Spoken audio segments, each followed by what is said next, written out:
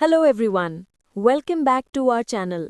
आज हम इकोनॉमिक्स का एक बहुत इंपॉर्टेंट कॉन्सेप्ट समझेंगे, लर्निंग बाय डूइंग। ये concept production, productivity, cost reduction और लॉन्ग रन ग्रोथ में क्रूशल रोल प्ले करता है। आइए समझते हैं सिंपल, क्लियर और रियल लाइफ एग्जाम्पल्स के साथ। लर्निंग बाय डूइंग इकोनॉमिक्स में इसका मीनिंग। इकोनॉमिक्स में लर्निंग बाय डूइंग का मतलब है जितना ज़्यादा कोई फर्म या वर्कर कोई काम रिपीटेडली करता है उतनी ही उनकी एफिशिएंसी बढ़ती जाती है। यानी experience into better skills into lower cost into higher productivity. इस प्रोसेस को हम लर्निंग कर्व या एक्सपीरियंस कर्व के नाम से भी जानते हैं। किसने दिया ये आइडिया यानी ओरिजिन? ये कॉन्सेप्ट सबसे पहले इकोनॉमिस्ट केनेथ एरो ने 1962 में इंट्रोड्यूस किया था।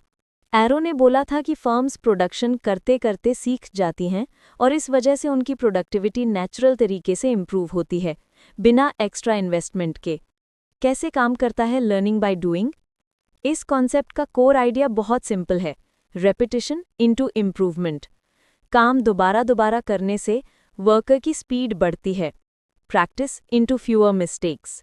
टाइम के साथ एरर्स कम हो जाते हैं। Knowledge into smart techniques develop होती हैं। वर्कर शॉर्टकट्स, बेटर मेथड्स और एफिशिएंट टेक्निक्स डिस्कवर कर लेता है। Experience into lower average cost. Production cost gradually गिरती है। इन्हीं चीज़ों को हम लर्निंग कर्व इफेक्ट्स कहते हैं। Real life examples economics based. Example 1, mobile manufacturing.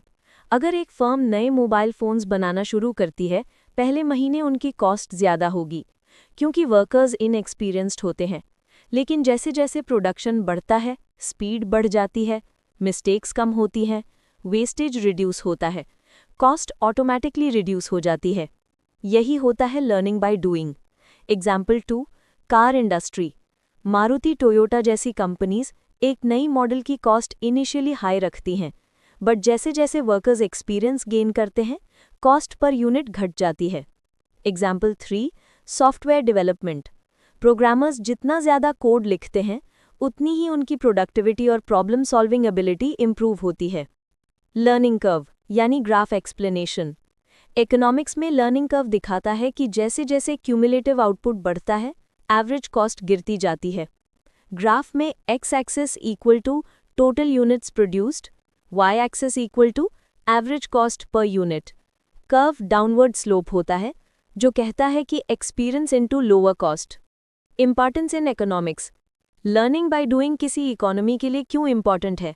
Productivity boosts, workers time के साथ एफिशिएंट होते हैं, lower cost of production, firms competitive बन जाती हैं, हायर प्रॉफिट्स, जहां कॉस्ट कम होती है प्रॉफिट नेचुरली बढ़ता है, इंडस्ट्रियल ग्रोथ। कंट्रीज जहां मैन्युफैक्चरिंग स्ट्रांग होती हैं वहां लर्निंग बाय डूइंग से लॉन्ग रन ग्रोथ हाई होता है। Human capital development. एक्सपीरियंस से स्किल्स बिल्ड होती हैं बिना हैवी ट्रेनिंग के। Technological improvement. Workers new techniques identify करते हैं। Learning by doing versus economies of scale. बहुत लोग इन दोनों को कंफ्यूज करते हैं, लेकिन डिफरेंस सिंपल है। इकोनॉमीज ऑफ स्केल, कॉस्ट गिरती है बिकॉज प्रोडक्शन स्केल बढ़ा दिया, मशीन्स, कैपिटल, फैक्ट्रीज बढ़े। लर्निंग बाय डूइंग, कॉस्ट गिरती है बिकॉज वर्कर्स एक्सपीरियंस गेन करते हैं, स्किल्स इंप्रूव होती हैं। दोनों कॉस्ट को रिड्यूस करते हैं बट रीजंस डिफरेंट होते हैं। Country examples. China, Japan, Korea जैसी कंट्रीज ने मैन्युफैक्चरिंग में वर्ल्ड लीडरशिप गेन की बिकॉज उनका वर्कफोर्स लर्निंग बाय डूइंग से एक्सट्रीमली स्किल्ड हुआ। इस कॉन्सेप्ट ने उनको ग्लोबल कंपेटिटिव एडवांटेज दिया। कंक्लूजन। तो दोस्तों, लर्निंग बाय डूइंग इकोनॉमिक्स का एक पावरफुल कॉन्सेप्ट है जो बताता है कि प्रैक्टिकल एक्सपीरियंस ही प्रोडक्टिविटी को अचीव करता है। ये कॉन्सेप्ट फर्म्स की ग्रोथ, इंडस्ट्रीज की एफिशिएंसी और इकोनॉमिक डेवलपमेंट के लिए एसेंशियल है। अगर आपको ये एक्सप्लेनेशन अच्छा लगा हो तो वीडियो लाइक करें, शेयर करें और सब्सक्राइब ज़रूर करें। मिलते हैं नेक्स्ट वीडियो में। Thank you.